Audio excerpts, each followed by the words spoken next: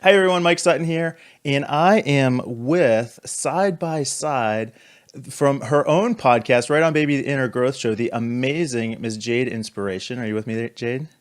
Yes, I am, Mike. How you doing? Awesome, awesome, awesome. And we are going to try something new today. We're going to co-host this show, and we're going to answer some questions about past emotional trauma and inner child healing and some cool stuff. How do I even know if that's an issue for me? And see how much ground we can cover with these interviews today. What do you think?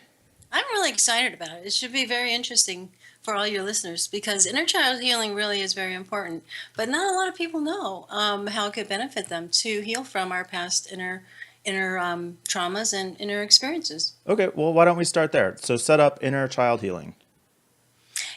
Inner child healing. Wow, and I would love to definitely chime in regards to inner child healing because it's a huge topic nowadays because we really begin to understand that how we act as adults is the way that we were taught to basically treat ourselves.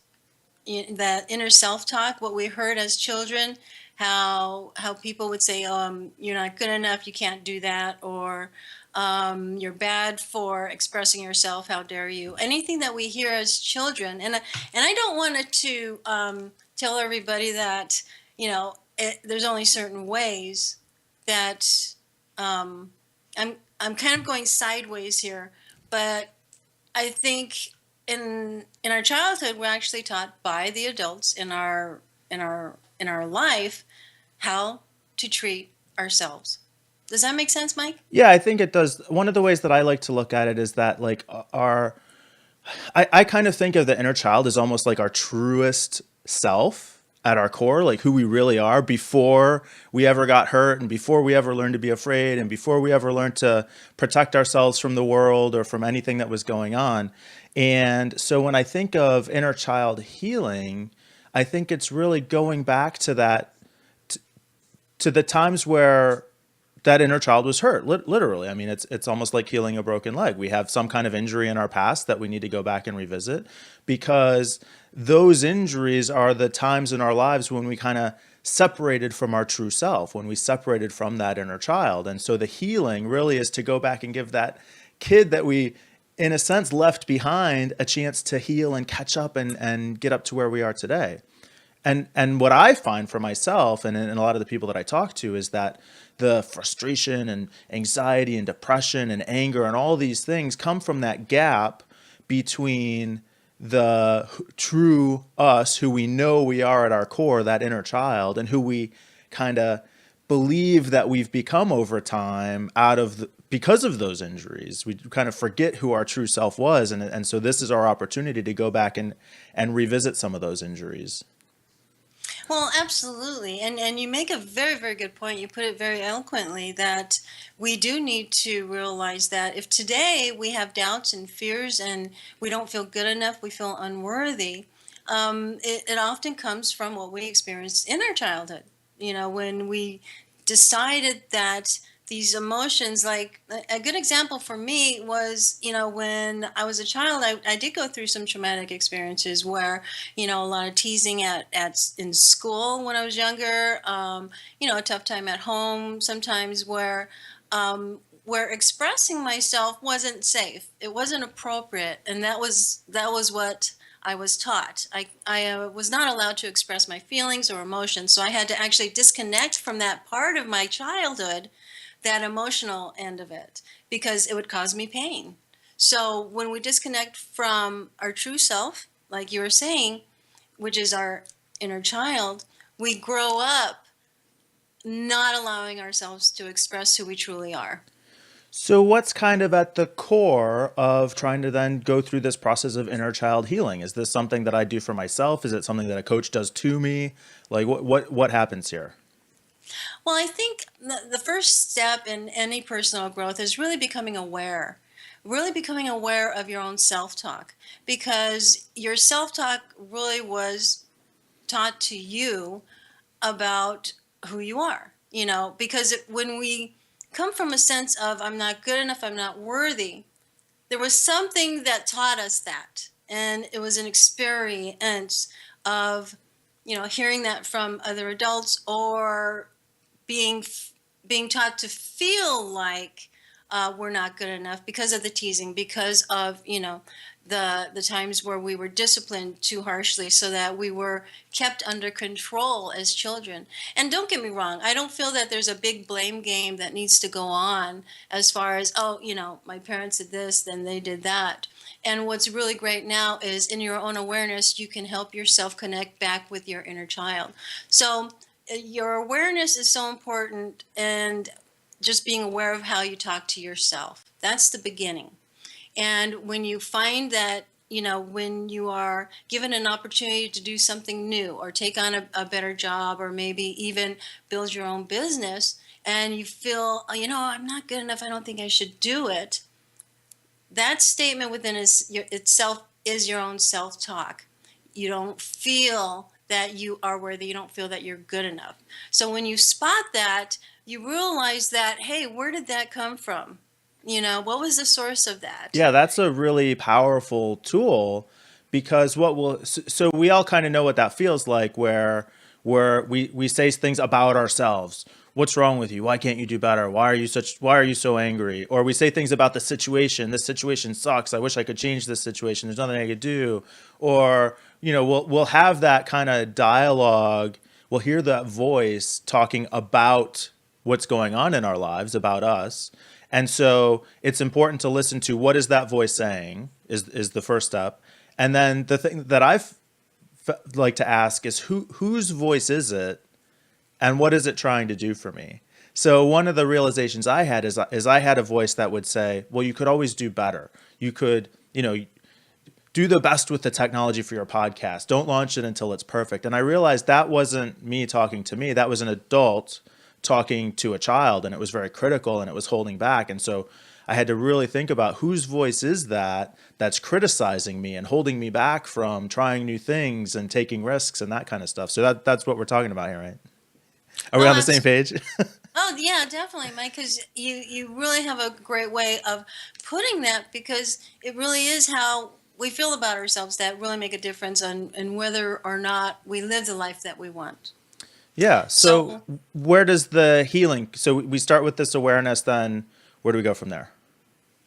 well, once you begin to understand where your fears come from, or where your negative self-talk comes from, you can begin to change those limiting beliefs into empowering beliefs. Because now that you're an adult, you can take control of your life, and you can also start to heal your inner child, so that the pain that you experienced as a child, you can heal that relationship with your inner child, so that that pain is no longer an issue. And so So this, that, sorry, this gets to what that healing actually looks like. You're changing your relationship with that inner child, right? exactly. And the connection with your adult self and your inner child, and that and you'll hear about that in many different ways. But to connect with your inner child is very important. So the way to connect with your inner child and help your inner child heal, which means this: when you're a child, all you really want as a child is to be loved, to be secure, to feel safe, to feel worthy, to have value. And when you're not given that by the adults in your life, you have to give it to yourself in your adulthood, which is very interesting, because our fears and pain come from not feeling good enough, which was taught to us in our childhood. So when you visualize yourself as that little child that you were, who had been, either mistreated or berated, or is very sad, you visualize yourself as that inner child, and you begin to speak to him or her. And it And really is going back to play that role that was missing when you were in that situation. Because when you are that child, you can't defend yourself against the adults, especially if they're adults that are responsible for your care. If it's a parent, if it's a teacher, if it's a scout leader or a priest, like these are the people that frequently are in the position to do the most harm. But by by the nature of the relationship, are supposed to be the people there to do the most good, to give you that love and encouragement and nurturing and things like that. And when you don't get that as a child, you could be angry, but you can't express that anger.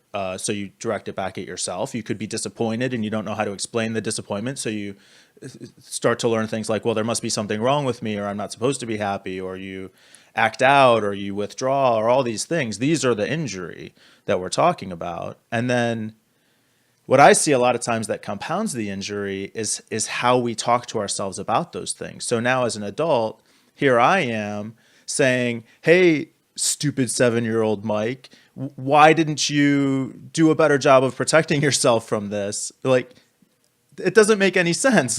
And this is the relationship we need to repair. How can we love ourselves if we're saying those kinds of horrible, nasty things about our child versions of ourselves, right? Exactly. Exactly. So it's really the most important thing about inner child healing is reconnecting and loving your childhood self, so that you can love yourself as an adult.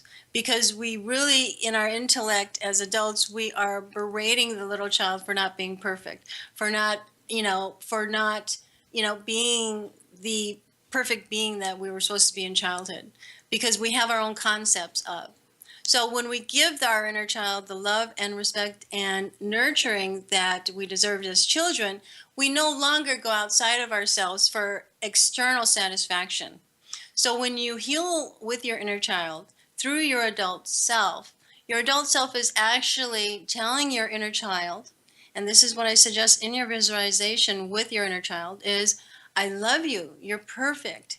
All the things that have happened to you were not your fault. You did not do anything wrong. I'm your adult self. I am here to protect you, and I will not let anybody hurt you again. What happened in your past was not your fault. And I am here to always be with you. I love you, and I know that you are perfect just as you are. And you continue on with that type of conversation so that your inner child does get the love and nurturing that he or she needs and deserves, which heals the pain. It heals the fears. It heals the mistrust that we develop over time. And it is a process. I think all healing is a process. Over time, the more we do it, the more we understand our value within ourselves. And this is, again, closing the gap between the version of us that sometimes we feel like we don't like, or we hate, or we're frustrated by. And that's kind of our false self that we've learned to be, and going back and embracing that inner child who represents our true fundamental core self. I love it. So 13 minutes flew by really fast here, Jade. How do you wrap up your show? Well, I think what we've talked about today was very important. Is first, it's in your awareness of how you're feeling about yourself and your self-talk, and the second thing is really healing, like you said, the gap between our inner child and our adult, and having our adult take responsibility and giving our inner child the love it deserves, so that we don't look outside of ourselves for, through addictions or through other people to help us feel the love that we deserve. If we give ourselves the love we deserve and know that we are worthy of, then our lives are more fulfilling. And to some extent, if you're new to this, that can almost sound like blame, because you'd say, well, that's just one more thing for me to hate myself for, is how mean I am to that inner child. But it's really a process of acceptance and healing and love. And that's what we're all here for, to facilitate that in any way that we can, which is why we're doing this series. So how do you sign off on your show, Jade? Well, I don't know how to sign off except for Mike Sutton. You are incredible. I love your podcast, Be, Build, Have. And I am just so honored to be here and share with you. But yeah, this is Jade Inspiration from the Right On Baby podcast. All right. And Mike Sutton from Be, Build, Have. No, we're fine. We'll close it out here. Okay.